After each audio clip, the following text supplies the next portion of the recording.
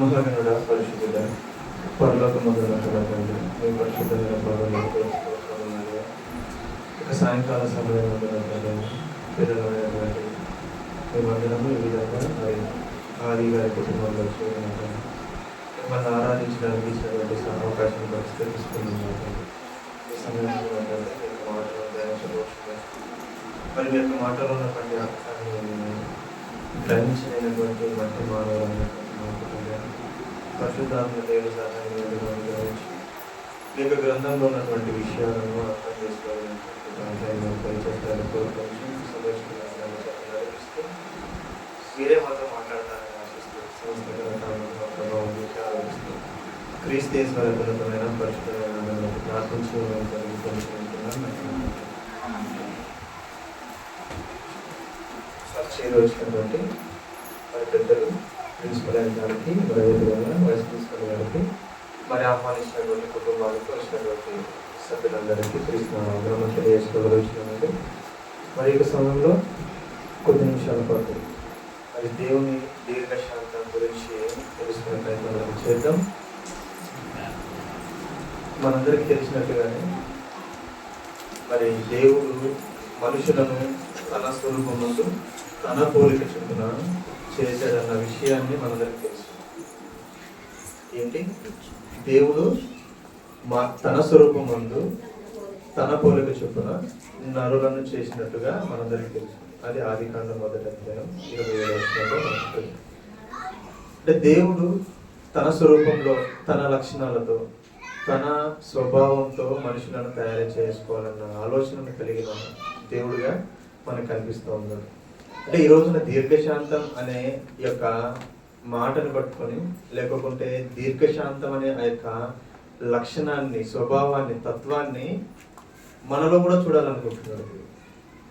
మొదట దేవుళ్ళలో ఉంది అది, కానీ దాని తర్వాత మనలో కూడా ఆ లక్షణాన్ని మనలో కూడా చూడాలనుకుంటున్నాడు. దీర్ఘశాంతం అంటే ఏంటి అని ఒకవేళ ఆలోచించగలిగితే, దీర్ఘశాంతం ఏంటి అని ఒకవేళ ఆలోచించగలిగితే, మనిషికి దేవుడు కొన్ని పరిధులన్నీ ఇచ్చాడు. మనిషికి కొన్ని పరిధులు ఇచ్చాడు. ఏంటి ఆ పరిధులు అని అంటే, మన మెదడు ఎంతవరకు ఆలోచించగలదో అంతవరకు మాత్రమే ఆలోచించగలదు. అంతకు మించి ఎక్కువగా ఆలోచించలేదు. ఉదాహరణకి ఈ ప్రకృతిని గురించి ఆలోచిస్తే, ఆ ప్రకృతిలో ఎంతవరకు ఆలోచించగలదు, ఎంతవరకు తెలుసుకోగలదు అని అంటే చాలా తక్కువ మోతాదులో మరి ఆ విషయాన్ని మరి మానవుడు గ్రహించినట్టుగా చూడవచ్చు. ఇన్ని కోట్ల నక్షత్రాలు ఎందుకయ్యా అంటే దేవుడిని అడిగితే, ఒకవేళ మనిషిని అడిగితే ఎందుకో చెప్పలేడు. మట్టి మానవుల్లో ఉన్నటువంటి మెదడుకి ఆ యొక్క అవగాహన కానీ దాన్ని అర్థం చేసుకునే సామర్థ్యం కానీ పరిధిని మించి ఉండదు. ఎందుకు ఇన్ని కోటాను కోట్ల నక్షత్రాలని నువ్వు సృష్టించావు? మేము ఉంటున్నది భూమి మీద, అది చాలా చిన్నది. సూర్యునితో పోలిస్తే అది చాలా చిన్నది, కంటికి కూడా కనిపించదు. అలాంటి భూమి మీద ఉన్నటువంటి మానవులైన మా కోసం ఈ అనంత విశ్వాన్ని ఎందుకు తయారు చేసావయ్యా అని ఒకవేళ ఆలోచించగలిగితే, మన మానవుని మెదడుకి అందనటువంటి మరి ప్రశ్నగా అది మిగిలిపోతుంది. అలాంటి స్వభావమే దీర్ఘశాంతం అనే లక్షణంతో మనం దాన్ని మరి అభివర్ణించవచ్చు. ఎందుకంటే నువ్వు సహనం గురించి చెప్పు, ఓర్పు గురించి చెప్పు, ప్రేమ గురించి చెప్పు అంటే ఎంతో కొంత మనకి తెలిసినంతలోనో మనకి అవగాహన కలిగినంతలోనో దాని గురించి వివరించే అవకాశం ఉంటుంది. ఇప్పుడు దేవుని దీర్ఘశాంతం అంటే మానవుని మెదడుకి మించినటువంటి లక్షణం అది. దాన్ని అర్థం చేసుకోవడం ప్రయత్నం చేయడంలో మనము 0% అంతే చెప్పాలంటే. ఆ లక్షణం అంత ఉన్నతమైన స్థితిలో ఉన్నటువంటి దేవుని స్వభావం, దేవుని లక్షణము అన్న విషయాన్ని నేను ముందుగా మీ అందరికీ తెలియపరుస్తున్నాను. అంటే దేవుని దీర్ఘశాంతం అనే పదాన్ని మానవుడు సరైన విధానంలో వివరించలేడు, అర్థం చేసుకోలేడు అన్న విషయాన్ని నేను మొదటగా మీ అందరికీ తెలియజేస్తున్నాను. మరి అలాంటి లక్షణాన్ని కొంతవరకు మరి దేవుడు రాయించినటువంటి బైబిల్లో కొంతవరకు మాత్రమే మనం అవగాహన చేసుకోగలం, కానీ పూర్తిగా అయితే అవగాహన చేసుకోలేము. ఆ విషయం మనము ఎంత దీర్ఘశాంతం అంటే కోపపడకపోవడమే దీర్ఘశాంతమా? కాదు. దేవుడు మళ్ళీ బైబిల్ ఏం రాయించాడు? ఆయన ప్రతిదినము కోపపడు దేవుడు అని రాయించాడు. కోపపడకపోవడమే దీర్ఘశాంతం అయితే ఆయన ప్రతిరోజు కోపడుతున్నాడు కదా. మరి ఆ లక్షణం ఆయనలో ఎలా ఉందని ఆలోచన చేసుకోవాలి. అందుకే మనము మానవుని మెదడు ఎంతవరకు పరిధి ఉంటుందో అంతవరకు మాత్రమే ఆలోచించగలరు, దానికి మించి ఆలోచించలేదు అన్న విషయాన్ని నేను తెలియజేస్తున్నాను. అంటే మరి ఇప్పుడు దీర్ఘశాంతం అంటే మనం ఎలా అర్థం చేసుకోవాలన్న విషయానికి బైబిల్లో ఒక విషయాన్ని మనము మరి చదువుకుందాం. అందులో కొంతవరకు మనకి అవగాహన వచ్చే అవకాశం మనకి ఉంటుంది. ఆ విషయం గ్రంథాన్ని ఓపెన్ చేసి, పరిశుద్ధ గ్రంథాన్ని ఓపెన్ చేసి చదువుకుందాం.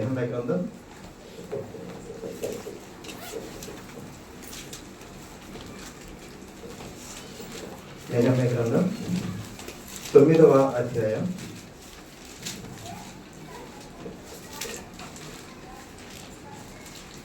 5వ వచనం చదువు.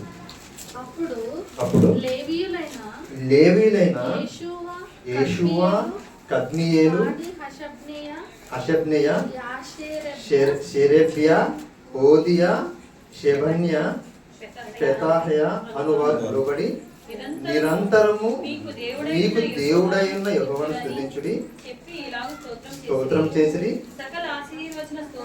సకల ఆశీర్వచన స్తోత్రములకు మించిన నీ ఘనమైన నామమును స్తుతించబడుగాక.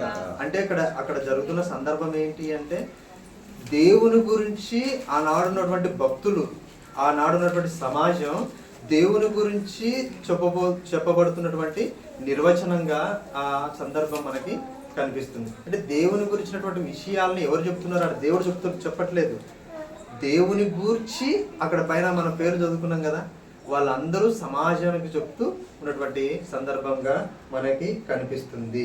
వాళ్ళు ఏమని మాట్లాడుతున్నారో ఒకసారి చూద్దాం. 6వ వచనం. నీవే అద్వితీయుడమైన యెహోవా, నీవే ఆకాశమును మహాకాశమును వాటి సైన్యమును భూమిని దానిలో ఉండునది అంతటిని సముద్రమును వాటిలో ఉండున్నది అంతటిని సృజించిన వాటన్నిటిని కాపాడువాడవు, ఆకాశ సైన్యం అంతయు నీకే నమస్కారం చేయుచున్నది. అంటే దేవుని యొక్క కెపాసిటీని, దేవుని యొక్క బలాన్ని, దేవుని యొక్క గొప్పతనాన్ని, ఖ్యాతిని, కీర్తిని వాళ్ళు ఏం చేస్తున్నారంటే ఈ విధంగా తెలియపరుస్తున్నట్టుగా మనం. అంటే దేవుడు ఎలాంటి వాడంట, ఈ సమస్త విశ్వాన్ని సృష్టించిన వాడు మాత్రమే కాదు, ఆ సృజించిన వాటిని అన్నిటినీ నడిపించేవాడు అన్న విషయాన్ని వాళ్ళు తెలియపరుస్తూ ఉన్నారు. తెలియపరుస్తూ కిందికి మాట్లాడుతూ ఏమని మాట్లాడతారంటే, ఇశ్రాయేలుల విషయంలో దేవుడు చేసినటువంటి విషయం. నువ్వు అబ్రహాం గారు ఉన్నారు కదా, అబ్రహాం గారు నువ్వు ఎందుకు ఎన్నుకున్నావు, అబ్రహాం గారిని ఎందుకు ఎన్నుకున్నావు, అబ్రహాం గారి తర్వాత ఆ విషయం చూద్దాం.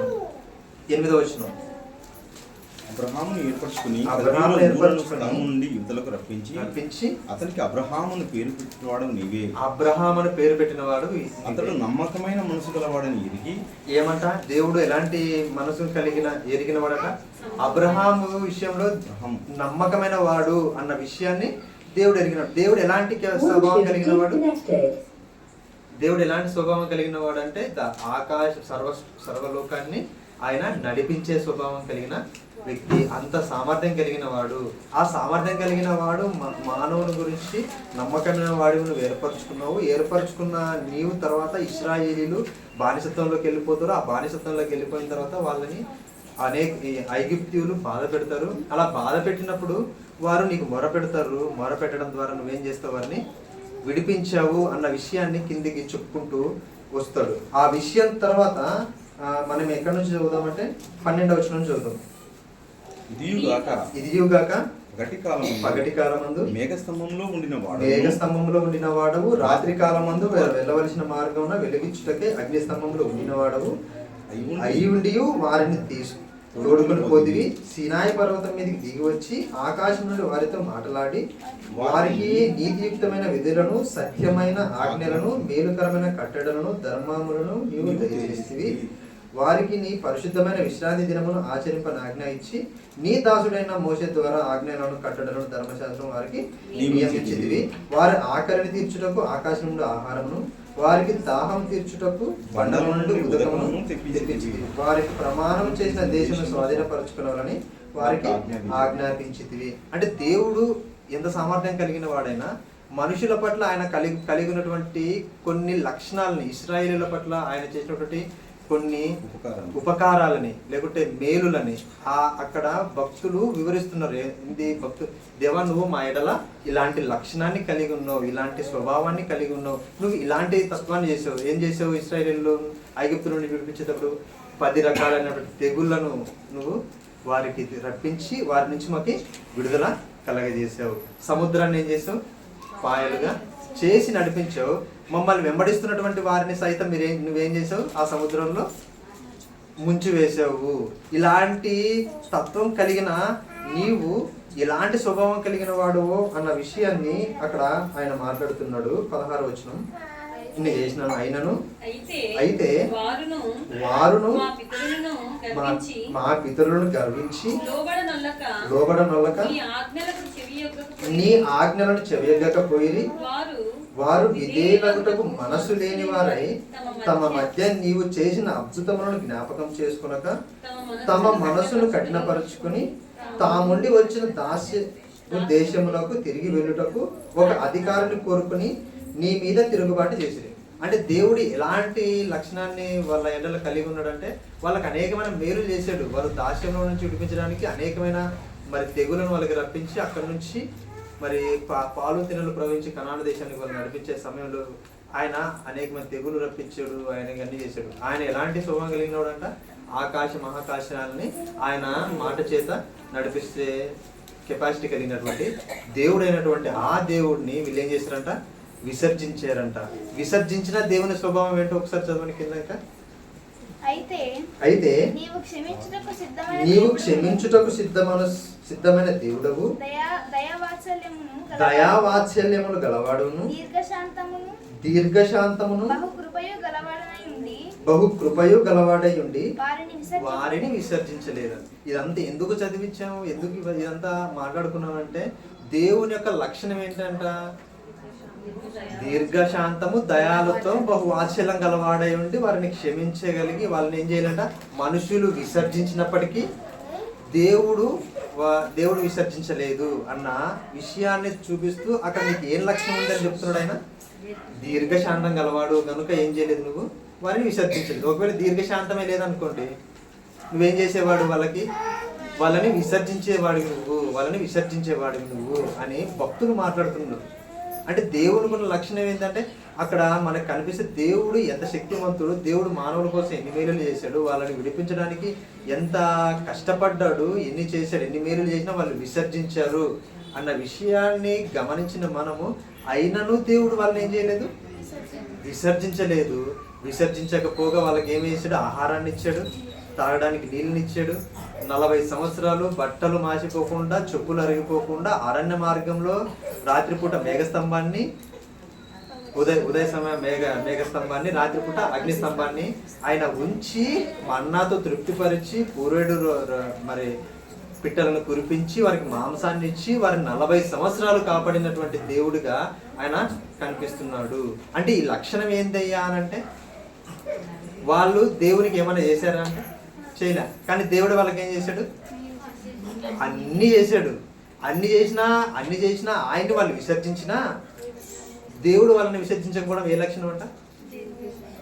దాన్నే భక్తుడు పేతురు గారి పత్రికలో ఒక చక్కని మాట చేత మనకి అర్థం కావడానికి ఆ విషయాన్ని మనకి తెలియజేస్తున్నాడు. పేతురు గారు రాసిన మొదటి పత్రిక 3వ అధ్యాయం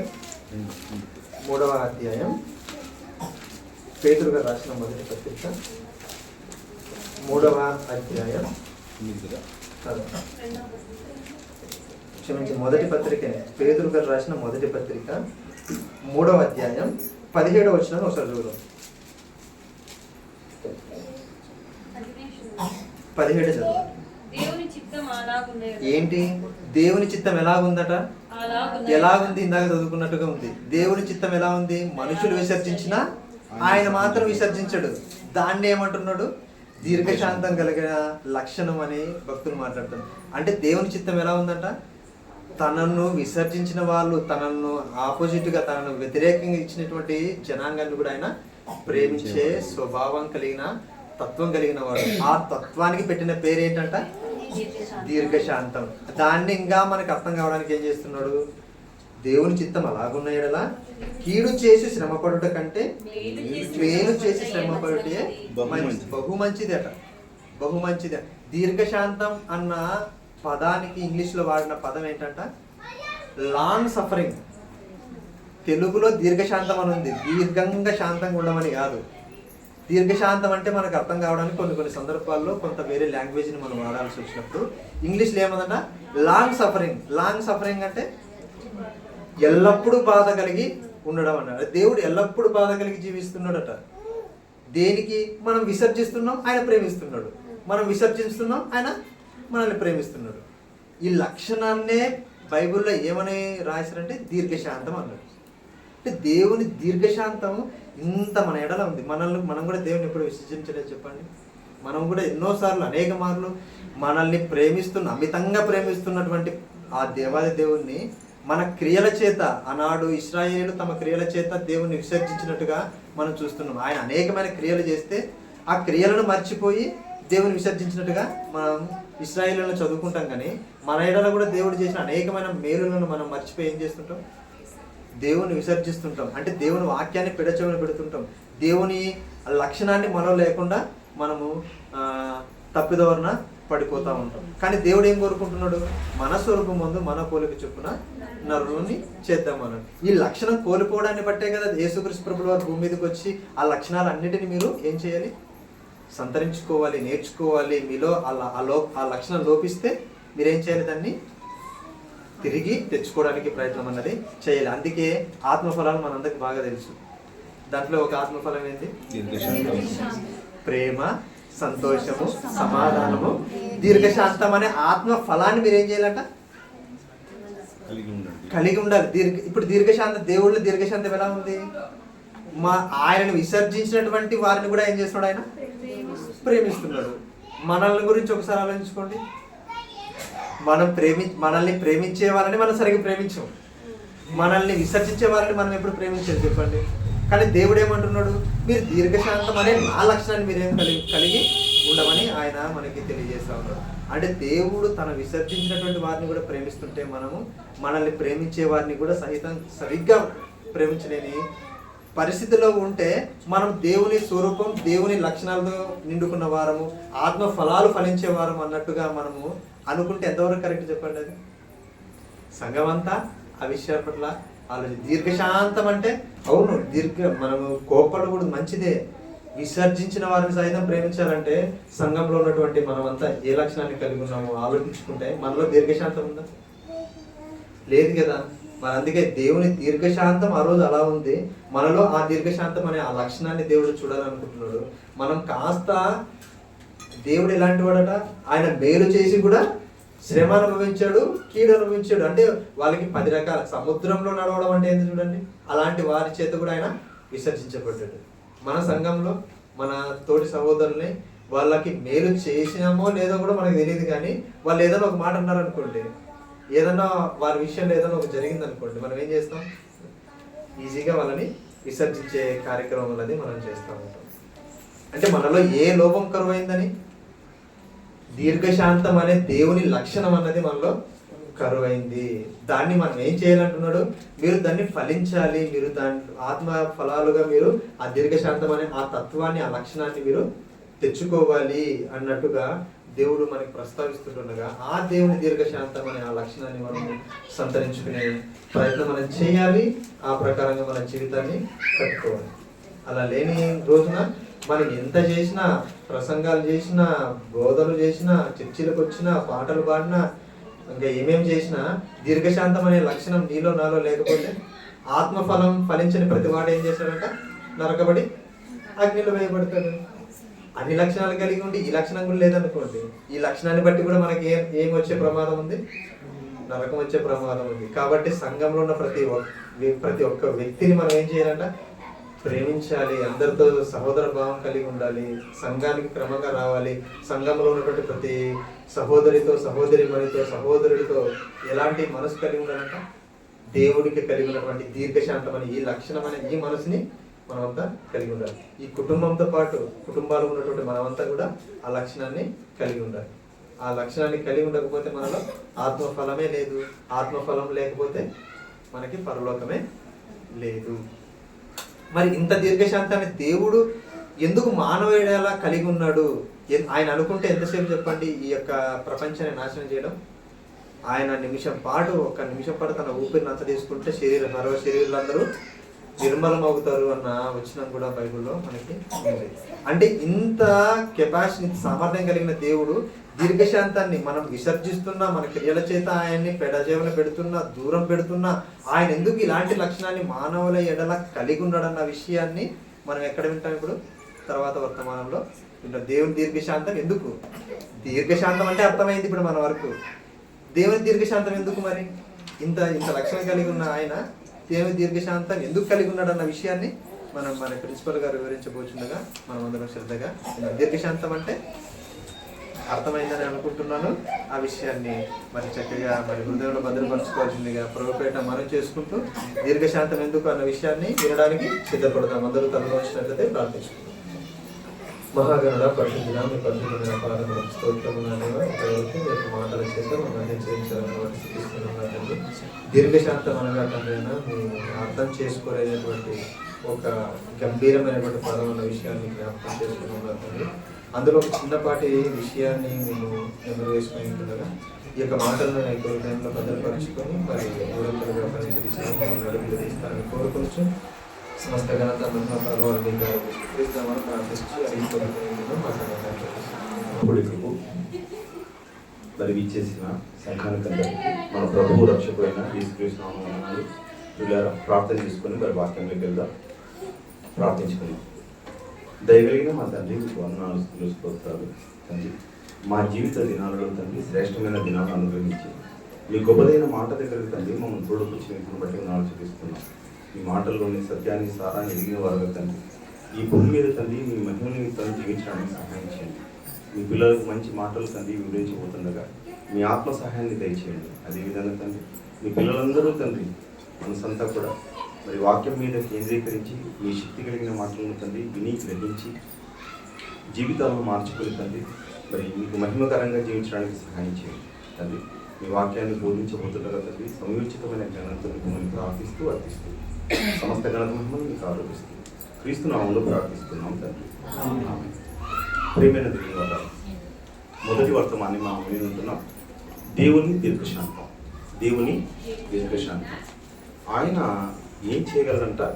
ఒక్క నిమిషంలోనే సృష్టినంతా ఆపగలిగిన శక్తిమంతుడు. అయినప్పటికీ కూడా ఏం చేస్తున్నాడంటే ఆయన దీర్ఘశాంతం అన్నది వహిస్తూ ఉన్నాడు. శాంతం, ఈ మాట గురించి మనకు తెలిసినట్టు కనిపిస్తుంది. ఈ శాంతం అనే మాట చాలా గొప్ప మాట పిల్లరా. మనకు యూనివర్సిటీలలో ఒక స్లోగన్గా రాస్తూ ఏమని రాస్తారంటే శాంతం సముద్రం కన్నా గొప్పది. శాంతం ఎంత గొప్పదంట? సముద్రం కన్నా గొప్పదంట. చూడండి, సముద్రాలు ఎంత పెద్దగా ఉంటాయి, అవి ఎంత విస్తీర్ణంతో ఉంటాయి, దాంట్లో ఎంత నీరు ఉంటుంది, చాలా ఉంటుంది. వాటికన్నా గొప్పదేమంట శాంతం. శాంతం కలిగి ఉంటే చాలా వాటిని జయించే అవకాశం ఉంటుందండి.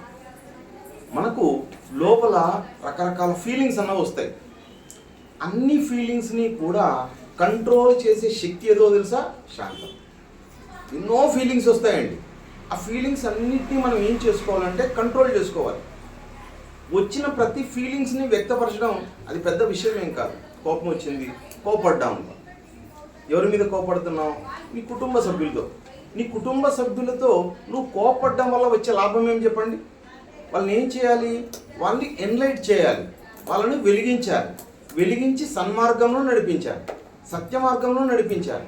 సన్మార్గంలో సత్య మార్గంలో నడిపించకుండా కోపడ్డం వల్ల వచ్చేది ఏముంది? కాదు. ఎవరి మీద కోపడాలో, ఎంత కోపడాలో, ఎంత రేంజ్లో కోపడాలో అన్న విషయాన్ని కూడా ఏం చేయాలి? చాలా తెలుసుకొని ఉండాలి. దేవుడికి కూడా తెలుసు పిల్లలు. దేవుడు చాలా గొప్పవాడు, ఆయన సృష్టికర్త. కానీ ఆయన కూడా కోపించాడు. ఆయన చాలా గొప్పవాడు. కానీ ఆయన మన పట్ల ఏం చూపిస్తున్నాడంట? దీర్ఘశాంతం చూపిస్తున్నాడు. దీర్ఘశాంతం ఎందుకు చూపిస్తున్నాడు? ఆ దీర్ఘశాంతం ఎవరి పట్ల చూపిస్తున్నాడు అనే విషయాన్ని మనం జాగ్రత్తగా ఆలోచిద్దాం. పేతురు రాసిన 2వ పత్రిక 3వ అధ్యాయం 9వ వచనంలో, పేతురు రాసిన 2వ పత్రిక 3వ అధ్యాయం 9వ వచనంలో కొందరు కొందరు ఆలస్యమని ఎంచుకున్నట్లు ప్రభు ప్రభు తన వాగ్దానమును గురించి ఆలస్యం చేయువాడు కాడు కానీ ఎవడును నశింపవలనని ఇచ్చయింపక అందరూ మారు మనసు ఎవడు నశింపవలనని ఇచ్చేంపక. ఎందుకు ఆయన దీర్ఘశాంతం మానవుల పట్ల చూపిస్తున్నాడు? మానవుల పట్ల దీర్ఘశాంతం చూపించడానికి కారణమేమి? దుష్టులు కూడా మారాలి. దుష్టులు నశించడం నాకు ఇష్టం లేదు. దుష్టులు కూడా తమ దుర్మార్గతను ఏం చేయాలి? విడవాలి. విడి ఏం చేయాలి? మారు మనసు పొందాలి. విని మారు మనసు పొంది వాళ్ళు కూడా నీతి, న్యాయము, యథార్థత కలిగి ఉండాలనే ఉద్దేశంతో దేవుడు ఏం చేస్తున్నాడంట? ఆలస్యం చేస్తున్నాడంట. దేన్ని ఆలస్యం చేస్తున్నాడు ఆయన? ప్రభువు రాకడను. ప్రభువు రాకడ ఉందండి. ప్రభువు రాకడ గురించే కదా మనం అందరూ ఎందుకు క్రీస్తుని నిరీక్షిస్తున్నాం? ఆలోచించండి. ఎందుకు మనం సంఘానికి వస్తున్నాం? ఎందుకు క్రీస్తుని నమ్ముకున్నాం? ఎందుకు వాక్యాన్ని చదువుకుంటున్నాం? భయభక్తులు కలిగి బతకాలనుకుంటున్నాం? వీటన్నిటి కారణమేమి? ప్రభువు రెండవ రాకడలో వస్తాడు. ప్రభువు రెండవ రాకడలో వచ్చినప్పుడు మనందరినీ ఎక్కడికి తీసుకెళ్తాడు? తండ్రి యొద్దకు తీసుకెళ్తాడు. తండ్రి యొద్దకు మనం వెళ్ళాలి అంటే ఎలా ఉండాలంట? ఏమండి? ఆయన చెప్పినట్టుగా మనం బ్రతకాలి. ఆయన అనుకున్నట్టుగా బ్రతకాలి. మనం అనుకున్నట్టు కాదండి, ఆయన అనుకున్నట్టుగా బ్రతకాలి. కానీ దీన్ని దేవుడు ఏం చేస్తున్నాడు? దానికోసం ఆలస్యం పెంచుతూ ఉన్నాడు.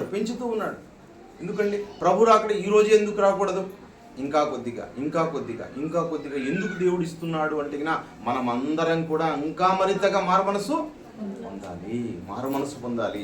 అంటే మారు మనసు ఇప్పుడు పొందింది సరిపోదని ప్రియులారా, ఇప్పటికీ మనకు పొందిన మారు మనసు ఇంకా విస్తరించాలి అనే ఉద్దేశంతోనే తండ్రి అయిన దేవుడు ఏమిస్తున్నాడంట? మనకి ఆలస్యం అంటే దాన్ని పెంచుతూ ఉన్నాడు. కాలాన్ని ఏం చేస్తున్నాడు? పెంచుతూ ఉన్నాడు. ప్రియమైన దేవుని వాళ్ళారా, మరి దేవుడు మనకి ఎందుకు పెంచుతున్నాడు? ఎందుకు నశించడం అన్నది ఆయనకి ఇష్టం లేదండి. ఏమండి? ప్రభువు రాకడ ఇప్పుడు వస్తే ఎంతమంది ఎత్తపడతారో ఆలోచించండి. చాలా తక్కువ మంది అండి. భూమి మీద సత్యం తెలుసుకున్న వాళ్ళు ఎవరున్నారు? చాలా తక్కువ. దేవుడు ఎవరిని వదులుకునేవాడు కాదు. ఎందుకు? మనుషులందరూ ఎవరి పిల్లలు? సాక్షాత్తు దేవుని పిల్లలు.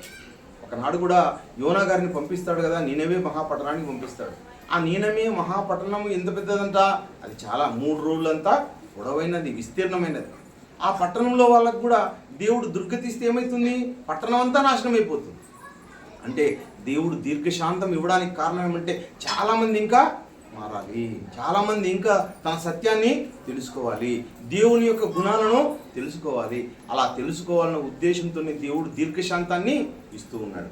ప్రేమ దేవుని వారు లూకా సువార్త 18వ అధ్యాయం 8వ వచనంలో చూడండి. లూకా సువార్త 18వ అధ్యాయము 8వ వచనంలో ఆయన వారికి వారి విషయమే కదా మీతో చెప్పుచున్నాను. 8వ వచనంలో ఆయన వారికి త్వరగా న్యాయం తీర్చును. దేవుడు ఎలాంటి వాడంట? త్వరగా న్యాయం తీర్చేవాడు. కానీ వారి విషయమే కదా ఆయన దీర్ఘశాంతం చూపుచున్నాడండి. దేవుడు దీర్ఘశాంతం చూపేవాడు. దేవుడు తొందరపడేవాడు కాదు. అలాంటి లక్షణము ఏ లక్షణం అంటది? ఇందాక సహోదరుడు చెప్పిన మాటలు ఏమంటున్నాడు అంటే ఆత్మఫలం. ఏ ఫలం అది? ఆత్మఫలం. ఆ ఆత్మఫలాన్ని మనం కూడా కలిగి ఉండాలి. దేవుని యొక్క గుణ లక్షణాలను ఎవరు కలిగి ఉండాలి? దేవుని స్వరూపాలైన మనమందరం కూడా కలిగి ఉండాలి. ఆలస్యం చేయడం లేదైనా న్యాయం తీర్చేవాడే.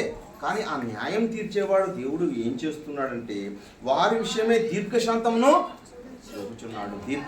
చూపిస్తున్నాడు. అనేక మంది మారు మనసు పొందాలి, అనేక మంది రక్షణలోనికి రావాలి. ప్రేమైన దేవుని వాళ్ళరా, అంటే దేవుని యొక్క విషయం ఏమంటే అందరూ మారు మనసు. ఒకనాడు అజ్ఞాన కాలం ఉంది. ఆ అజ్ఞాన కాలంలో దేవుని గురించిన విషయం ఎవరికి తెలియదు. దేవుడు అంటే ఏమో, దేవుని యొక్క గుణ లక్షణాలేమో, దేవుని యొక్క స్వరూపమేమో, దేవుని యొక్క ఆలోచనలు ఎలా ఉంటాయో, దేవుడు దేన్ని ఆలోచిస్తున్నాడో ఈ ప్రపంచానికి బొత్తిగా తెలియదు. కేవలము తినడము, త్రాగడము, సుఖించడము, ఇతరులది దాచుకోవడము ఇవే ఉన్నాయండి. అందరూ ఎలాంటి వాళ్ళు? దొంగలు, దుర్మార్గులు, వ్యభిచారులు, సమాజం అంతా ఎలాంటిదంట? ఇలాంటి సమాజమే అంటాడు. సమాజం అంతా చెడిపోయింది. అది ఏ కాలం అంటే అది అజ్ఞాన కాలం. దేవుని గురించిన విషయం తెలియదు, సత్యం గురించిన విషయం తెలియదు, జ్ఞానం గురించిన విషయం తెలియదు. సమాజం అంతా ఎలా ఉందంట? దుష్ట సమాజంగా ఉందంట. ఇలాంటి సమాజాన్ని దేవుడు ఏం చేయాలనుకున్నాడు? మార్చాలనుకున్నాడు. అంటే సంఘంలోకి రాక మునుపు మనం కూడా ఎలాంటి వారం? ఇలాంటి వారమే. కానీ ఏ కాలం అని చెప్తున్నాడు దేవుడు?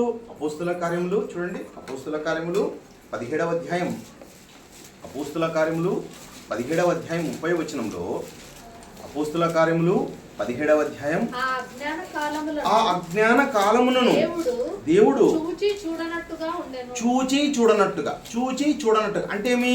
చూస్తున్నాడా? చూస్తున్నాడు. కానీ ఎలా ఉన్నాడు? చూడనట్టుగా ఉన్నాడు. ఒకవేళ చూసినాడు అనుకోండి, చూస్తే ఏం జరగాలి? దేవుడు వెంటనే శిక్షించాలి. దేవుడు వెంటనే శిక్షిస్తే ఏమవుతాం? మనం నశించి నరకానికి వెళ్ళిపోతాం. ప్రియమైన దేవుని వాళ్ళారా, మనం కూడా ఎన్నోసార్లు సినిమాలని, టీవీలని, సీరియళ్ళని ఏమండి ఒక సినిమా చూసిన తర్వాత కూడా మరో సినిమాకి పరిగెత్తిపోవడం అని మన జీవితాల్లో ఎన్నో జరిగాయి. ఏమండి తల్లికి తండ్రికి తెలియకుండా డబ్బు తీసుకోవడం అని ఏమండి ఎన్నో జరిగాయి మన జీవితాల్లో కూడా. మన జీవితాలు మొదటి నుంచి వెలిగింపబడిన జీవితాలా? ఆలోచించండి. లేదండి, మనుషులందరూ ఎవరంట? దుర్మార్గులు, దుష్టులు, నీచులు. మనుషులందరూ కూడా ఒక్కరు లేదు. నీతిమంతుడు ఒక్కడు, నీతిమంతుడు ఎవ్వరూ లేరని చెప్తుంది వాక్యం. కానీ అలాంటి కాలాన్ని దేవుడు ఎలా చూశాడంట? చూసి చూడనట్టుగా. ఒకవేళ చూసే ఉన్నింటే నేను కూడా ఈ పరిస్థితిలో ఉండేవాడిని కాదు. దేవుడికి న్యాయం చేయాలి. న్యాయం కాదు ఇతడు బతికేది. నేను చేసిన దానికి ఇతడు చేసేది న్యాయం కాదు. ఇతడు నాకు అన్యాయం చేస్తున్నాడు. అవును, దేవునికి నిజంగా మనం ఎవరో అన్యాయస్తున్నాం. దేవునికి ఎవరో మనం శత్రువులం. ఆలోచించండి బాగా. దేవునికి మనం లోకంలో బ్రతికిన తీరు ఎలాంటిదంట? శత్రువులం. అలాంటి పరిస్థితుల్లో ఈ లోకం అంతా ఉందండి. యేసుక్రీస్తు వచ్చేంత వరకు కూడా 2000 సంవత్సరాల కిందట కూడా ఎలా ఉందంట సమాజం? దుష్ట సమాజంగానే ఉంది. మత్తయి సువార్త 4వ అధ్యాయం, మత్తయి సువార్త, ఇది మరి ఇంకోసారి చదువుదాం. మత్తయి సువార్త 4వ అధ్యాయం 16వ వచనంలో కింద వచనం చదువుతున్నాను. జెబూలూను నుంచి చదవండి ఎవరన్నా. జెబూలూను దేశమును, నఫ్తాలి దేశమును, యోర్దానుకు ఆవలనున్న సముద్ర తీరమున అన్యజనుడు నివసించు గలిలియన్. ఏమండి ఎవరెవరు ఉన్నారంట? దేశాలు. జెబూలూను చూడండి అక్కడ, జెబూలూను, నఫ్తాలి, యోర్దాను కాదు సముద్ర తీరము, గలిలియా. చీకటిలో కూర్చుండి ఉన్న ప్రజలు అంటున్నాడు. చీకటిలో కూర్చుండి ఉన్న ప్రజలు. యేసుక్రీస్తు వచ్చేంత వరకు ఈ సమాజం అంతా ఎలా ఉంది? చీకటి, మహా చీకటి అలుముకుని ఉంది. ప్రియులారా, అంటే భర్తకు భార్య మీద నిజమైన ప్రేమ లేదండి. నిజమైన ప్రేమ కనుమరుగైపోయింది. మనుషుల మధ్య నిజమైన ప్రేమ లేనే లేదు. మనుషులందరూ ఎలాంటివి అంటే ఒకరినొకరు దోచుకునే వాళ్ళు, దాచుకునే వాళ్ళు. ఎవరికి వారు బాగుపడాలి, ఎవరికి వారు సంతోషించాలి. అర్థమవుతుందా? ఎవరికి వారుగా వాళ్ళ కుటుంబము వాళ్ళే బాగుపడాలి. ఇతరులు ఏం చేస్తుంటారు? దోచుకునేస్తారు. అదేవిధంగా ఎలా ఉన్నారంటే మంచిగా బ్రతకాలనుకుంటున్నారే తప్ప మనుషుల దృష్టిలో బాగున్నారు కొద్దిమంది. ఏమన్నా అర్థమవుతుంది మాట? మనుషుల దృష్టిలో బాగున్నారేమో, కానీ దేవుని దృష్టిలో మాత్రం చీకట్లోనే ఉన్నారు. అర్థమవుతుందో? బాగా గ్రహించండి. మనుషుల దృష్టిలో ఎలా ఉన్నారంట? నీతిమంతులుగా ఉన్నారంట. కానీ దేవుని దృష్టిలో ఎలాంటి వాళ్ళు? చీకటి, పాపం, అజ్ఞానం. అలాంటి పరిస్థితుల్లో ఉండగా ఒకే ఒక్కడు వచ్చాడు. ఆయన ఏమంటాడు? చీకటిలో కూర్చుంటున్న ప్రజలను గొప్ప వెలుగు. ఈ ప్రపంచం ఎప్పటికీ చూడని వెలుగు ప్రియమైన దేవుని వల్ల. ఈ ప్రపంచం గొప్ప వెలుగుని ఎవరి ద్వారా చూసిందంట? యేసుక్రీస్తు ద్వారా చూసింది. యేసుక్రీస్తును చూసేంత వరకు కూడా నిజంగా మనిషి ఎలా బ్రతకాలో మనుషులు ఎవరికి కూడా లేదండి. గొప్ప వెలుగు ఈ లోకానికి పంపించాడు ఆయన. యేసుక్రీస్తుల వారిని పంపించారు. యేసుక్రీస్తుల ద్వారానే ఈ ప్రపంచం వెలుగుని నిజంగా చూసింది. మనుషులందరూ ఎలాంటి వారంట? కపటం కలిగిన వాళ్ళండి, మోసం చేసేవాళ్ళండి, అన్యాయం చేసేవాళ్ళండి. ఈరోజు మనం వెలిగింపబడిన మనం ఎలా ఉన్నాం?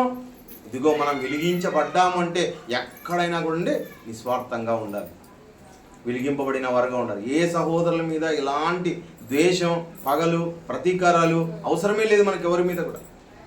లోకములో ఏమండి నాకు బాధ చేస్తే అండి, నా విషయంలో కూడా నాకు బాధ చేస్తే నిజంగా బాధ లేదండి.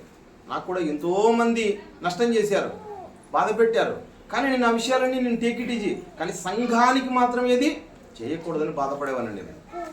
సంఘానికి చేయొద్దు. నాకు పర్సనల్గా చేస్తే నేను పెద్దగా తీసుకోను, నిజంగా చెప్తున్నాను. సంఘానికి చేయకూడదు. ఎందుకు? ఎవరిది ఇది సంఘం? క్రీస్తు సంఘం, క్రీస్తుది సంఘం. ఇది మంది కాదు ప్రియమైన దేవుని వల్ల సంఘం. ఈ సంఘానికి మనం ఎవరం? మనము రక్షకకర్తలుగా ఉన్నవారమ్మా. సంఘం దేవుని పిల్లలు, దేవుని యొక్క శరీరం. ఈ దేవుని యొక్క శరీరానికి ఎటువంటి ఆటంకం కలగకుండా మనం చాలా జాగ్రత్తగా దీన్ని కాపాడుకోవాలి. మనం అందరం అవయవాలం. మనం అందరం ఎవరు దీనికి? అవయవాలం. ఈ అవయవాలమైన మనం అందరం ఒక్కరు కూడా తప్పిపోవడానికి వీలు లేదు ప్రియులారా. ఎందుకు? సంఘం అంతా గృహకుడికి రావాలి. రావాలా వద్దా? రావాలి. సంఘం అంతా మరి సంఘానికి ఆరాధనకు రావాలా వద్దా? అందరూ రావాలి. ఎవ్వరూ తప్పిపోకూడదు. ఎందుకు తప్పిపోకూడదు? ఇక్కడ తప్పిపోకుండా ఉంటేనే పరలోకానికి మనం తప్పిపోకుండా ఉంటాం. చాలా ఇంపార్టెంట్ అండి. కనుక ప్రియమైన దేవుని వాళ్ళారా, సంఘం అంటేను, దేవుని యొక్క శరీరం అంటేను, మనమందరం భాగాలంటేను, వీటన్నిటి గురించి మీరు చాలా జాగ్రత్తగా ఆలోచించారు. దేవుని యొక్క శరీరంలో విడిపోయిన భాగాలం మనమందరం. అంటే దేవుడు లోకంలో నుంచి మనల్ని ఏం చేశాడు? ప్రత్యేకపరిచి ఇక్కడికి తీసుకొచ్చాడు. ఆ విషయాన్ని మనం గ్రహించాలి ప్రియమైన దేవుని వారు. ఈ సంఘములో ఉన్న వారికి ఎటువంటి ఆటంకం జరిగిందనుకోండి, ఒకనాడు ప్రారంభ సంఘం, ఆ ప్రారంభ నమ్మొద్దమ్మా, జాగ్రత్తగా, చాలా సీరియస్గా ఉంటుంది. నేను చెప్పే పాఠం మాత్రం ఎప్పుడు జోక్స్ వస్తాయి తప్ప ఎప్పుడు జోక్స్ అనేవి ఉండవు. చాలా జాగ్రత్తగా విన్నారు. సంఘాన్ని ఆ రోజు ప్రారంభ సంఘాన్ని ఏం చేశారంటే మనుషులు ఏం చేశారు? ఆటంకపరిచారు. మనుషులు ఏం చేశారు? వారిని ఉన్నవారిని ఏం చేశారు? చంపేశారు. అవునా కదా? ఆలోచించండి. వారిని రంపాలతో కోసారు, కొట్టారు, కొరడాలతో కొట్టారు, వాళ్ళని ప్రాణాలు కూడా తీశారు. అలాంటి వారిని కూడా దేవుడు ఏం చేస్తున్నాడు? దీర్ఘశాంతం వహించాడు ప్రేమ దేవుని వల్ల. అంత కఠినంగా చేసిన వారు కూడా మొరపెడుతున్నారు. వాళ్ళే మొరపెడుతున్నారు. ప్రకటన గ్రంథము 6వ అధ్యాయం 9వ వచనంలో, ప్రకటన గ్రంథము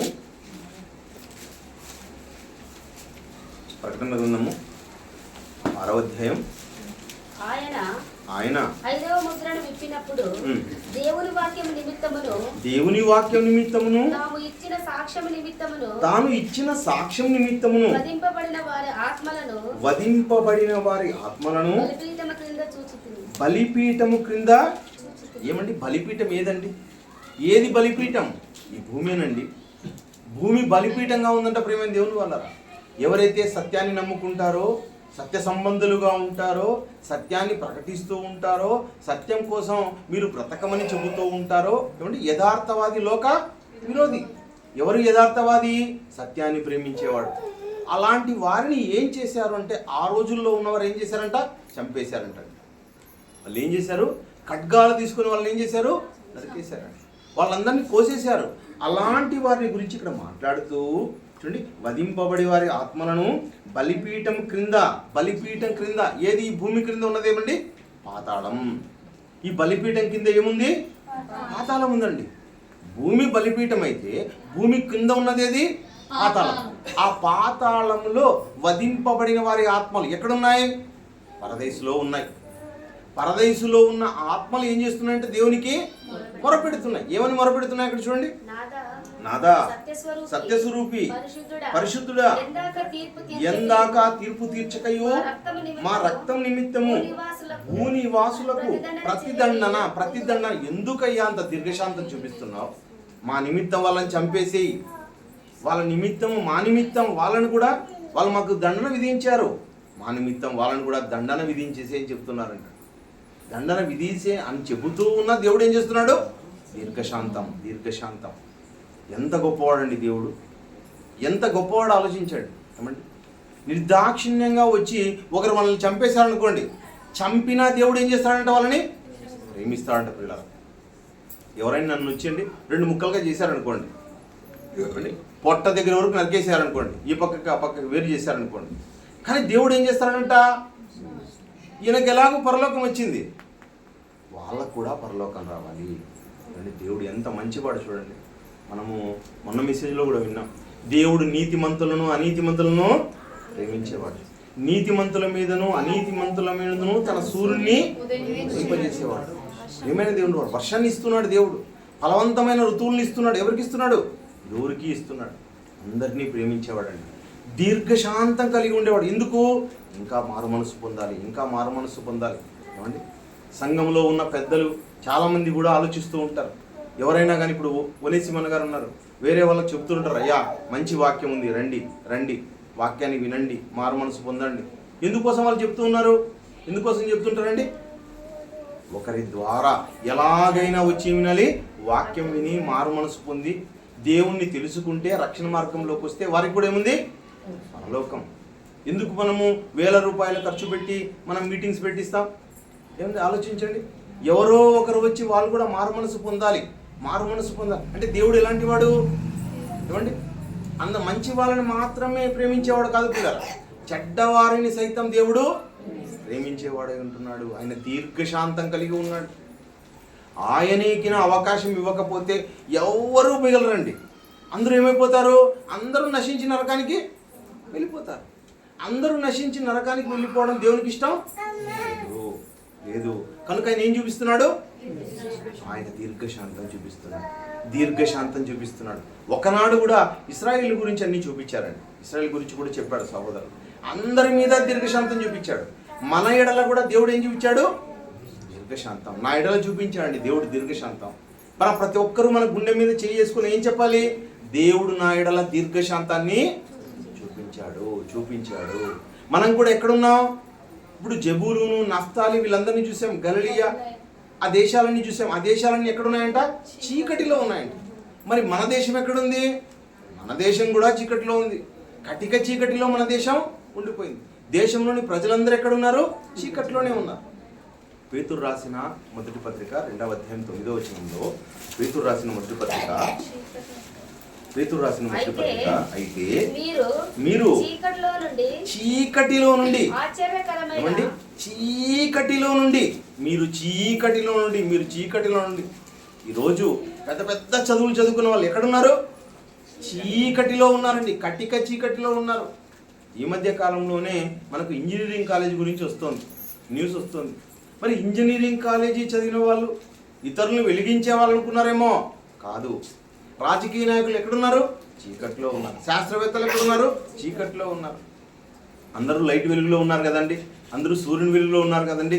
ఆ వెలుగు గురించి మాట్లాడడం లేదు పిల్లలు.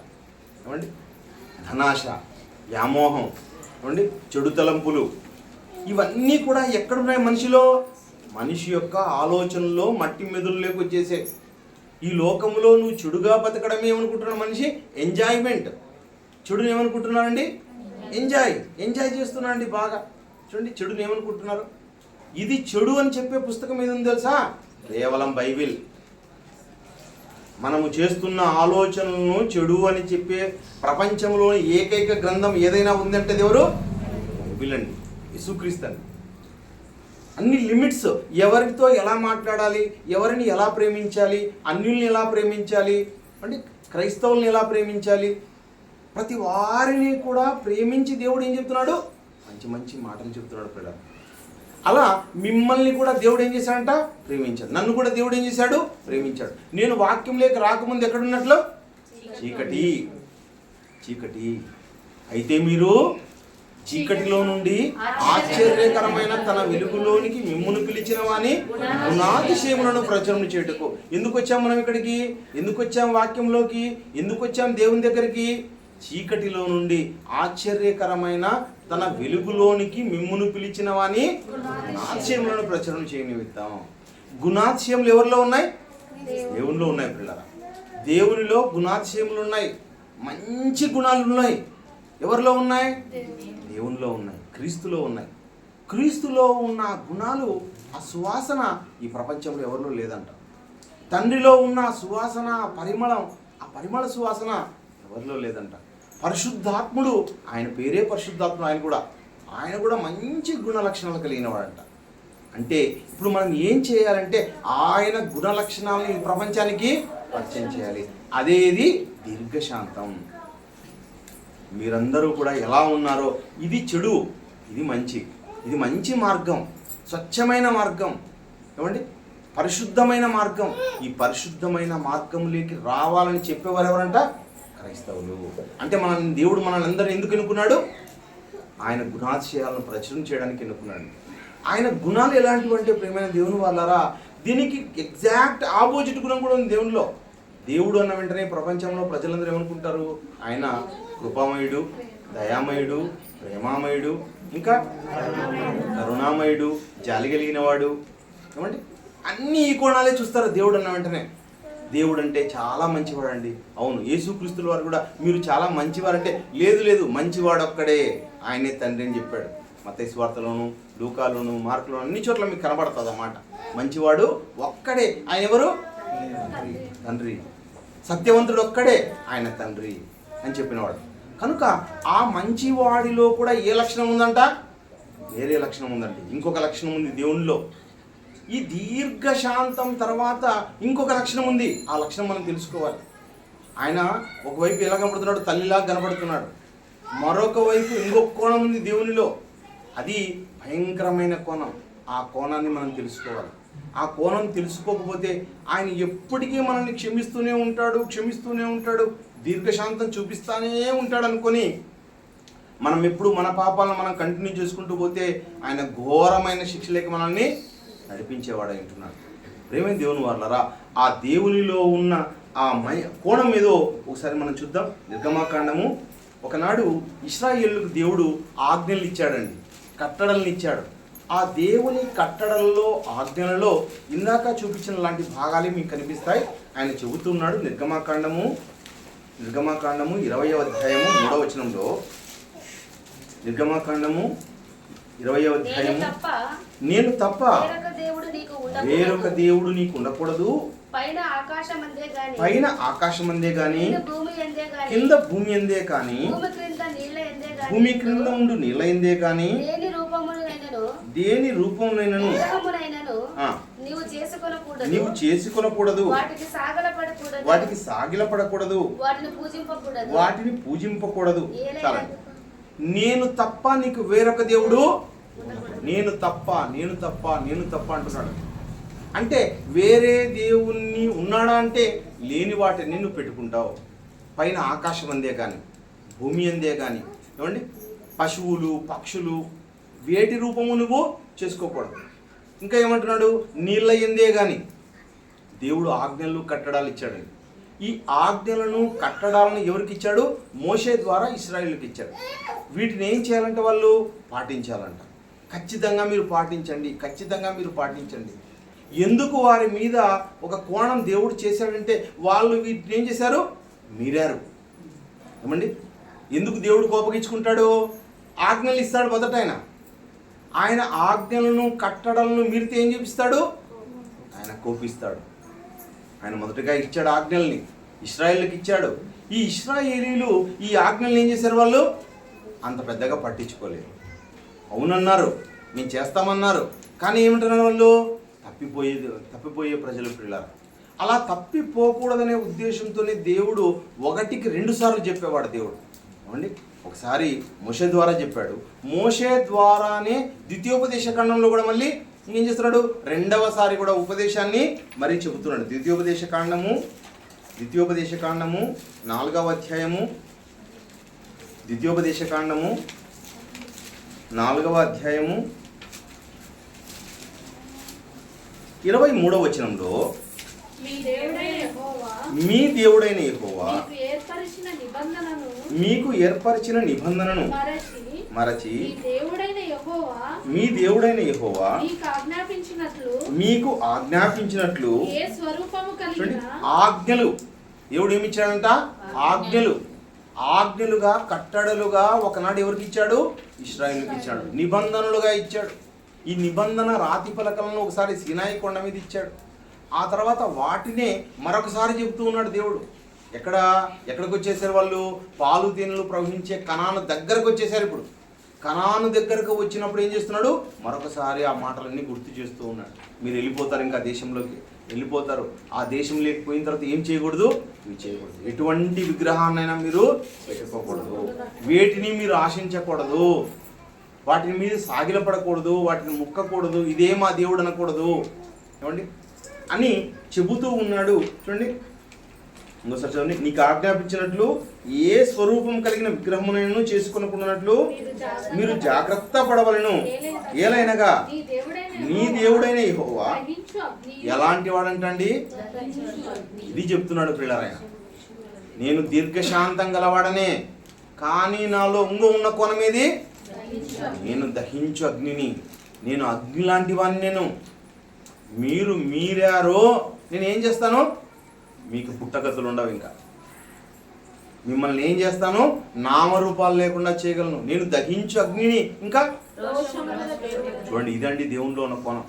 నేను చాలా రోషం కలిగిన దేవుడును. రోషం నేను ఎలాంటి వాడను అంటే, నేను చెప్పినట్టు వినకపోతే మీరు బతికే అవకాశం ఇంకా లేదు. బయట వాళ్ళు ఎవరు? ఆజ్ఞలు తెలియని వాళ్ళు. వాళ్ళకు కూడా ఏముంది? కఠినాతి కఠిన శిక్ష ఉంది. మీకైనా ఏముంది? కఠినాతి కఠినమైన శిక్ష ఉంది. దేవుని విషయంలో మీరు చాలా జాగ్రత్తగా నడుచుకోండి. మీరందరూ ఎవరైతే ఉన్నారో నా ఎదుటనే ఉన్నారు అని ఒకనాడు ఇశ్రాయేలుకు దేవుడు ఏం చేశాడు? ఖండితంగా చెప్పాడండి. నేను చాలా రోషం కలిగిన వాడను, నేను దేవుడను, నేను తప్ప వేరొక దేవుడు లేడు.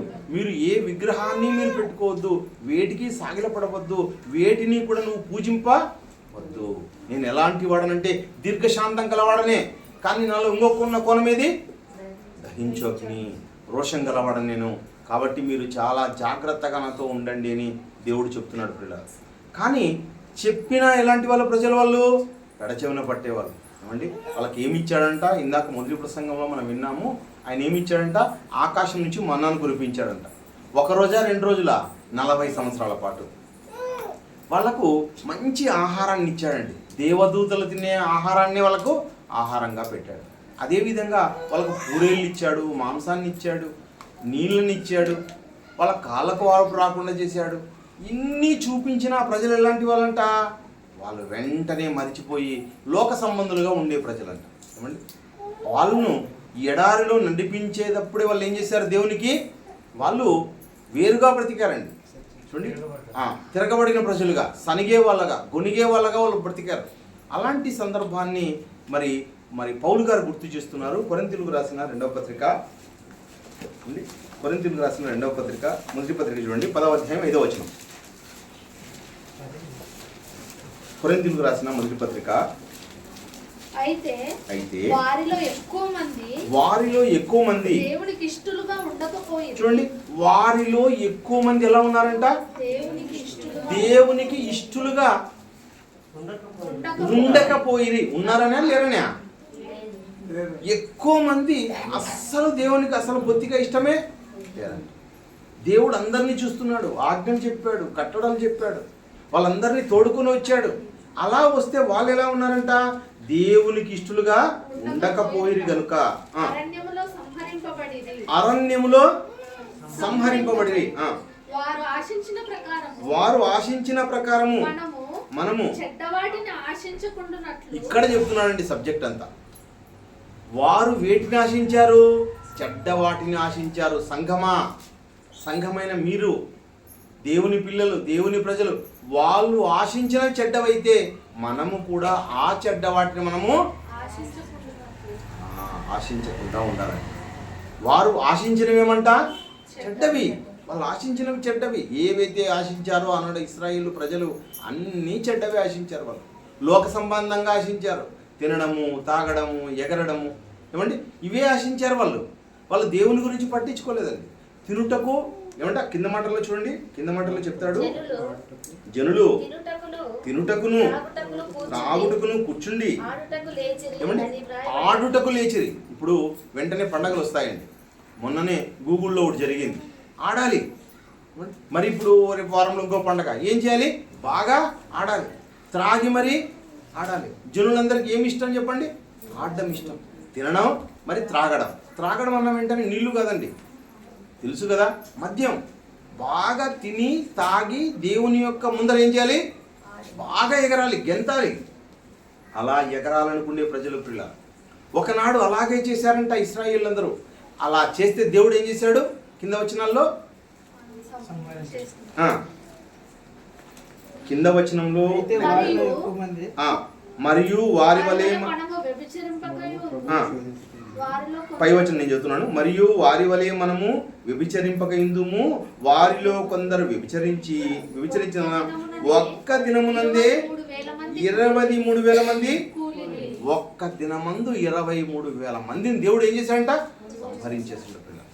అంటే ఏం ఆశించారు వాళ్ళు, తినాలి, తాగాలి, గెంతాలి, ఎగరాలి. వాళ్ళందరూ ఏం చేశారంటే మోషే ఎప్పుడైతే పైకి వెళ్ళిపోయాడో వెంటనే మోషే వెళ్ళిన తర్వాత అహరోనుకి అంటున్నారు, ఇదిగో ఆయన ఎక్కడ వెళ్ళాడో ఏమో తెలియదు, మాకు ఆయన ఉన్నాడో తెలీదు, లేడో తెలీదు, వస్తాడో తెలీదు, రాడో తెలీదు. మాకేం చేస్తామంటే ఇదిగో మేమంతా బంగారం ఇస్తాం, మాకు పోత విగ్రహాన్ని చేసి ఇచ్చే అన్నాడు. ఆయన పోత విగ్రహం చేసిస్తే ఆ విగ్రహాన్ని చేసుకొని ఆ దూడని చేసుకొని మమ్ములను ఐగుప్తు నుంచి ఇక్కడికి నడిపించిన ఎవరు, ఈ దూడ, ఈ పోత దూడే మమ్మల్ని నడిపించింది అనే ఉద్దేశంతో దాని ముందర తిని తాగి ఎగిరి గెంతాలనుకున్నారంటాడు. దేవుడు ఇదంతా చూశాడు, వాళ్ళ హృదయాన్ని చూశాడు. దేవునికి అస్సలు వారి ఇష్టం లేకుండా ఉన్నారు. ఒకనాడు నుండి ఈ రోజు వరకు కూడా మనుషులంటే దేవునికి అయిష్టంగానే ఉన్నారు పిల్లలు. దేవుని ఇష్టాన్ని నెరవేర్చేవారు ఈ భూమి మీద కరువైపోయారు. దేవుని కోసం ప్రార్థన చేసేవాళ్ళు, దేవుని వాక్యాన్ని చదువుకునేవాళ్ళు. మనం దేవుని కట్టుబాట్లలో మనం ఉన్నామా లేదా అని ఎవరికి వారు ఏం చేయలేదు, చూసుకోవాలి. దేవుని వాక్యానుసారంగా ఉన్నామా లేదా, మనం దేవుని వాక్యానుసారంగా మనం ఉన్నామా లేదా, నేనున్నానా లేదా, ఎవరికి వాళ్ళు ఏం చేసుకోవాలి, చూసుకోవాలి.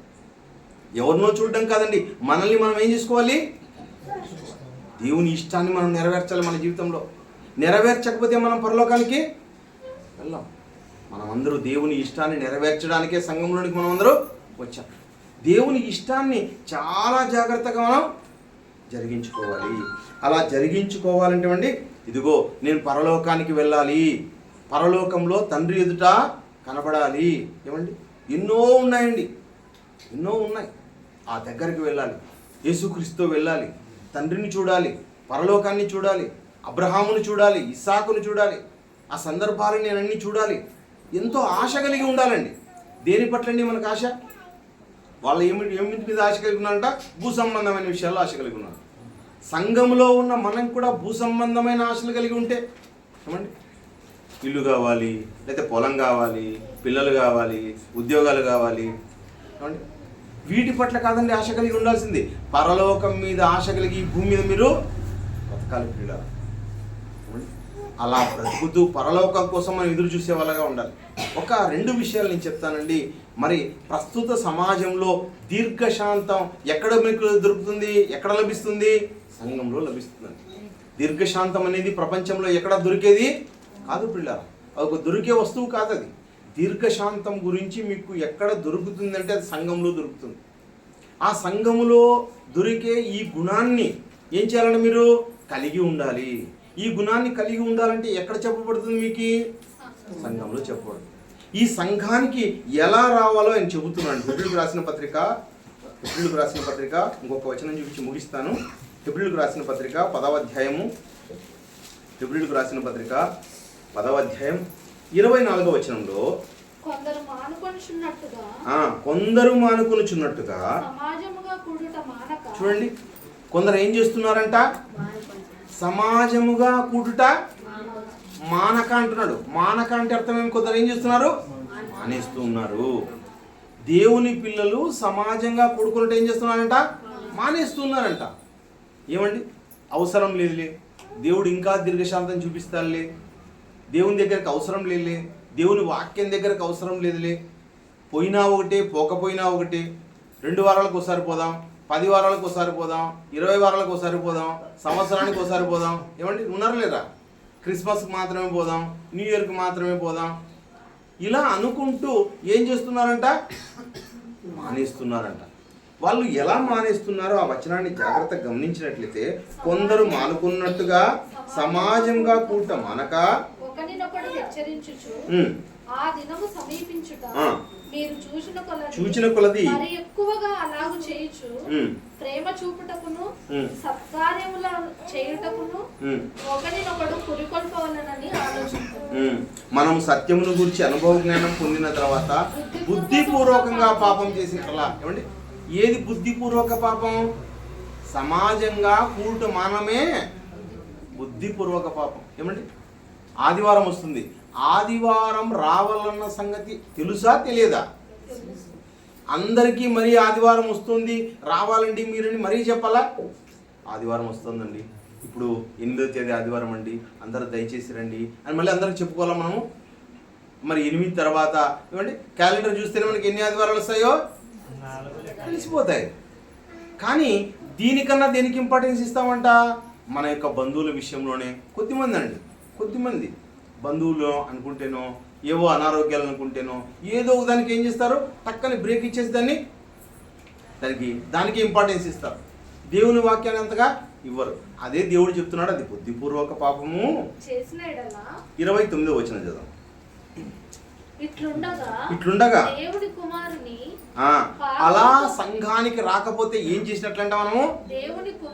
దేవుని కుమారుని పాదములతో త్రొక్కి. చూడండి, మీరు సంఘానికి రాకపోతే మీరు ఏం చేసినట్లంట? యేసుక్రీస్తు మాటను పెడచెవన పెట్టి యేసుక్రీస్తుని పాదముల కిందికి వేసుకొని తొక్కినట్లంట. యేసుక్రీస్తు ఏమన్నాడు? మీరు సంఘంగా కూడుట మానక. మనం ఏం చేస్తున్నాం? సంఘంగా కూడుట కొద్దిమంది ఏం చేస్తున్నారు? మానుకుంటున్నారు. అలా మానితే ఏం చేసినట్టంట? బుద్ధిపూర్వకంగా క్రీస్తుని క్రింద వేసి తొక్కినట్లు. రెండో మాట చూడండి, తాను పరిశుద్ధపరచుటకు సాధనమైన నిబంధన రక్తమును మనము గిన బల్లలో పాలు పంపులు పొందకపోతే అది అపవిత్రమైనది అని ఎంచినట్లంట. ప్రియమైన దేవుని వారు, ఏది అపవిత్రమైంది?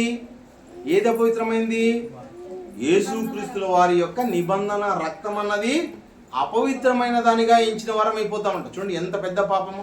ఇంకోటి అంటున్నాడు పక్కనే, కృపకు మూలమగు ఆత్మను కృపకు మూలమగు మీ పట్ల కృప చూపిస్తున్నాడు, దయ చూపిస్తున్నాడు. యేసుక్రీస్తు యొక్క 2వ కుమారుడైన పరిశుద్ధాత్మని మీకేమిచ్చాడు?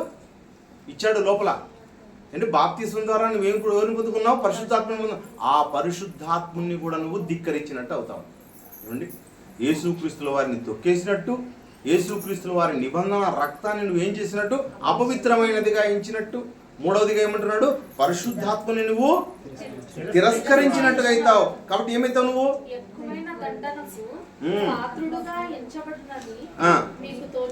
ప్రశ్న వేశాడు మీకు ప్రశ్న. అది మీరు ఖచ్చితంగా మీరు ఏం చేసినట్టు?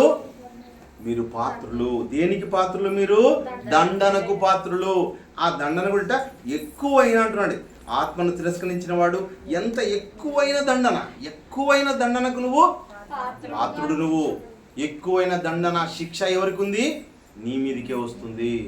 అంటే సంఘానికి నువ్వు ఎవరైనా కానివ్వండి, అది ఎవరైనా కానీ మానడానికి వీలు లేదు. దేవుడు చెప్తున్న మాట పిల్లరా, సంఘాన్ని మానే అవకాశం క్రైస్తవుడైన వానికి దేవుడు పర్మిషన్ ఇవ్వలేదు. నో పర్మిషన్, ఎవరికి పర్మిషన్ లేదు. దేవుడు చెబుతున్న మాట ఇది. అలా చెబుతూ ఏమంటున్నాడంటే, అలాంటి వారి కోసం కింద మాట చెప్తున్నాడు. కింద మాట 11 చదువు. జీవము గల దేవుని చేతిలో పరుట, జీవము కలిగిన దేవుని మాట చెబుతున్న మాట. ఈ మాటకు వ్యతిరేకంగా ఎవరు చేసినా కానీ ఏమవుతుంది? దేవుని చేతిలో పడిపోతావు. అంటే దేవుడు దీర్ఘశాంతం ఎవరి పట్ల చూపిస్తున్నాడు? సంఘంలో ఉన్న వారి పట్ల అండి. సంఘం బయట ఉన్న వారి పట్ల కాదు. సంఘంలోకి వచ్చిన నీవు అతి జాగ్రత్త కలిగి నువ్వు బ్రతకమని దేవుడు ఏం చూపిస్తున్నాడు? దీర్ఘశాంతం చూపిస్తున్నాడు. ఏమండి, మానక రావాలి పిల్లలు. ఎవరు మానుకునే అవకాశం ఉందా? ఎవరికి లేదు. ఎవరికి ఎక్స్క్యూజ్ లేదు. ఒకవేళ నువ్వు ఐసీయూలో ఉంటే తప్ప. ఐసీయూలో ఉంటే నీకేముంది? ఎక్స్క్యూజ్ ఉంది. ఎందుకంటే నువ్వు రాలేవు, కదలలేవు, నీ పరిస్థితి ఎట్లుందో తెలియదు, నీ పరిస్థితి ఊపిరి పిలిచే సరిగ్గా లేదు, కాబట్టి నీకు ఎక్స్క్యూజ్ ఉంది. అంత తప్ప ఎవరికి ఎక్స్క్యూజ్ లేదు. అలా ఉంటే దేవుడు ఏం చేస్తాడు? ఆ దీర్ఘశాంతాన్ని పక్కకు పెట్టి ఏం చేస్తాడంట? దేవుని చేతిలో పడిపోతావు. భయంకరమైన శిక్షకు నువ్వు గురైపోతావు. దేవుడు దీర్ఘశాంతం ఎవరి పట్ల చూపిస్తున్నాడంటే సంఘం పట్లే చూపిస్తున్నాడు. వాక్యాన్ని తెలుసుకోండి, అందరూ క్రమం తప్పకుండా రండి. ఒక్క వారం కూడా మీకు మానడానికి వీలు లేదు పిల్లలు. సంఘం వాక్యం అంటే వాక్యం స్టార్ట్ అయ్యే సమయానికి ప్రతి ఒక్కరూ ఖచ్చితంగా ఉండిపోవాలి అంతే. ఏమండి, ఎందుకు వచ్చావు నువ్వు? వాక్యాన్ని ప్రకటించడానికి వచ్చావు. చీకటిలో నుండి ఆశ్చర్యకరమైన తన వెలుగులోనికి మిమ్మల్ని పిలిచిన వాని గుణాశయంలో ప్రచురం చేసే ఉద్యోగం ఇచ్చాడు దేవుడు నీకు. ఆ పని చెయ్యాలి అంటే నువ్వు ఎలా ఉండాలి? చాలా క్రమశిక్షణ కలిగి ఉండాలి, భయభక్తులు కలిగి ఉండాలి. అలా ఉంటేనే నువ్వు ఏం పడవు? దేవుని చేతిలో పడవు. అలా లేకుండా పోతే ఏం పడతావు? దీర్ఘశాంతాన్ని పక్కకు పెట్టి దేవుడు ఏం చూపిస్తాడు? భయంకరమైన శిక్షలోకి నువ్వు వెళ్ళిపోతావు. దేవుడు దీర్ఘశాంతం ఎవరి పట్ల చూపిస్తున్నాడు? సంఘం పట్ల చూపిస్తున్నాడు పిల్లరా. అదే చెప్తున్నాడు. సంఖ్యాకాండంలో కూడా చూద్దాం ఒక సందర్భం. సంఖ్యాకాండము 15వ అధ్యాయం 32వ వచనంలో పాత నిబంధనలు చూసుకుందామండి. సంఖ్యాకాండము 15వ అధ్యాయం. ఇశ్రాయేలీయులు అరణ్యంలో ఉన్నప్పుడు ఒకడు చూడండి, ఒకడు విశ్రాంతి దినమున. విశ్రాంతి దినం మీద ఆ రోజుల్లో విశ్రాంతి దినం, సబ్బాతు దినం, శనివారము విశ్రాంతి దినం. ఆ విశ్రాంతి దినాన్ని ఏం చేస్తున్నాడంటే వాడు కట్టెలు ఏరుట చూచిరి వారు మోషే యుద్ధకును సర్వ సమాజము వద్దకును వారిని తీసుకొని వచ్చింది. వారికి ఏమి చేయవలనో అది విషదపరచబడలేదు కనుక వారిని కావలిలో ఉంచిరి. తరువాత యెహోవా ఆ మనుషుడు మరణ శిక్ష ఉండవలనని సర్వ సమాజం ఎదుట వెలుపట రాళ్లతో వారిని కొట్టి చంపవలనని మోషేతో చెప్పాను. చాలండి. సర్వ సమాజము కూడా వెళ్ళాలంట. ఏ పని చేయడానికి? అతన్ని చంపడానికి. అంటే ఒకనాడు విశ్రాంతి దినాన్ని చాలా ఖచ్చితంగా పాటించాలి. వాళ్ళకి ఇచ్చిన ఆజ్ఞ అది. ఆజ్ఞ ఈరోజు ఇచ్చిన ఆజ్ఞ ఏమండి? ఏది? వాక్యం, సంఘం. ఆ సంఘానికి రావడం అన్నది చాలా ప్రధానమైన పని. ఆ పనిలో మనం ఖచ్చితంగా లేకపోతే దేవుని యొక్క శిక్షకు మనం గురైపోతాం. దీర్ఘశాంతం చూపిస్తున్న దేవుని యొక్క భయంకరమైన శిక్ష ఎవరి మీదకి వస్తుంది? మన మీదకే వస్తుందండి. ఎవరి మీదకో వస్తుంది అనుకోవద్దండి.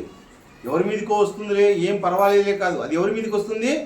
మన మీదకే వస్తుంది. దేవుడు ప్రతిదాన్ని ఏం చేస్తున్నాడు? పరిశీలిస్తున్నాడు, పరీక్షిస్తున్నాడు. మనమందరూ సంఘానికి క్రమం తప్పకుండా రావాలి. 100% ఉండాలండి. 1% కూడా తగ్గడానికి వీలు లేదు. ఏ పరిస్థితుల్లో ఉంటే దేవుని పనిలో ఉంటేనో, లేకపోతే చాలా పరిస్థితి బాగలేకుంటే తప్ప, లేకపోతే ఆ దీర్ఘశాంతం ఏమైపోతుంది? దహించు అగ్నిగా మారిపోతుంది. దేవుడు చెబుతున్నది ఏమంటే, నేను మీ పట్ల దీర్ఘశాంతం కలిగి ఉన్నాను, మీరు మనసు మార్చుకున్నారు, ప్రతి వారం రండి, ప్రతి వారం మిమ్మల్ని ఏం చేస్తాను? పరిశుద్ధపరుస్తాను, నీతిమంతులుగా చేస్తాను. అలా నీతిమంతులైన మీరు ఏం చేయాలంటే మీ నీతిని ఇదిగో ఈ లోకం ఎదుట కనపరచాలి. దేవుడు ఎలాంటి వంట? కృపగలిగిన వాడు, దయగలిగిన వాడు, దేవుడు మంచివాడు, సాత్వికుడు, దీన మనసు కలిగిన వాడు. ఎన్నో గొప్ప గుణాలు ఉన్నాయి. ఆ గుణాలతో పాటు దేవునిలో ఉన్నదేమి? దీర్ఘశాంతం. ఆ దీర్ఘశాంతంతో పాటు ఎలా ఉంది? దహించు అగ్ని అయిన. కాబట్టి దేవుడు దీర్ఘశాంతం కలిగిన వాడే. కానీ ఆ దహించు అగ్ని అన్న విషయం మనం తెలుసుకొని ఆయనకు మనం ఎలా బ్రతకాలి? ఆయన అనుకున్నట్టుగా, ఆయన ఇష్టాన్ని నెరవేర్చేటట్టుగా ఈ భూమి మీద బ్రతకాలి పిల్లలు. అలా లేకుండా పోతే కఠినమైన శిక్షలోకి మనం వెళ్ళిపోతాం. ప్రార్థన చేసుకుందాం. దయగలిగిన మా తండ్రి, మీకు వందనాలు, స్తోత్రాలు తండ్రి. మరి చక్కటి సమయాన్ని తండ్రి మా జీవితాలు అనుగ్రహించి మీ గొప్పదైన మాట దగ్గర తండ్రి మమ్మల్ని తోడుకుని వచ్చి తండ్రి మీరు పెంచుతున్న విధానం బట్టి వందనాలు చెల్లిస్తున్నాం. అవును తండ్రి, మీరు రోషం కలిగిన దేవుడని తండ్రి, మీరు దహించు అగ్ని అని, మీ యొక్క గుణాలను తండ్రి మరి ప్రచురణ చేసేవారుగా ఈ భూమి మీద మేము బ్రతకాలని ఎన్నో మంచి మాటలు తండ్రి మాకు గ్రహించిన విధానం బట్టి వందనాలు చెల్లిస్తున్నాం తండ్రి. ఈ గృహకుడిలో భాగంగా తండ్రి మరి ఆది సౌజన్య గారు తండ్రి మరి మమ్మల్ని ఆహ్వానించి ఇంత మంచి మాటలు తండ్రి మేము వినడానికి ఇచ్చిన అవకాశాన్ని బట్టి మీకు వందనాలు చెల్లిస్తున్నాం తండ్రి. వారికి రావాల్సిన ప్రతిఫలాన్ని తండ్రి మరి భూమని ప్రార్థిస్తున్నాం తండ్రి. పర సంబంధమైన దీవెనలు తండ్రి కుటుంబం కుమరించండి. వారు చేస్తున్న పనిపాటల్లో తండ్రి మీరు తోడుగా ఉండండి తండ్రి. వారిని, వారి వంశాన్ని తండ్రి మీరు అభివృద్ధి చేయమని ప్రార్థిస్తున్నాం. రాబోయే కాలంలో తండ్రి మరి కుటుంబ సభ్యులైన మేమందరం కూడా తండ్రి మీ పనిలో ఎల్లప్పుడూ ఉండడానికి మాకు సహాయం చేయమని ప్రార్థిస్తున్నాం తండ్రి. ఈ కార్యక్రమానికి ఇచ్చేసిన మీ పిల్లలందరినీ దీవించండి, ఆశీర్వదించండి, బహుగా ఫలింపచేయండి. క్రీస్తు వారికి తండ్రి అంటుకట్టబడిన ద్రాక్షావళిలాగా తండ్రి 30 60 దూరంతులుగా ఫలించుతాను. మీ నీతిని, మీ యొక్క జ్ఞానాన్ని, మీ యొక్క పరిశుద్ధతను తండ్రి మేము ఆపాదించుకుని ఈ భూమి మీద బ్రతికి మిమ్మల్ని సంతోషపెట్టేవాళ్ళలాగా మీ ఇష్టాన్ని ఈ భూమి మీద నెరవేర్చేలాగా మమ్మల్ని చేయమని ప్రార్థిస్తూ అర్పిస్తాం. సమస్త గ్రంథంలో మీకు ఆరోపిస్తూ క్రీస్తునామములో ప్రార్థిస్తున్నాం తండ్రి.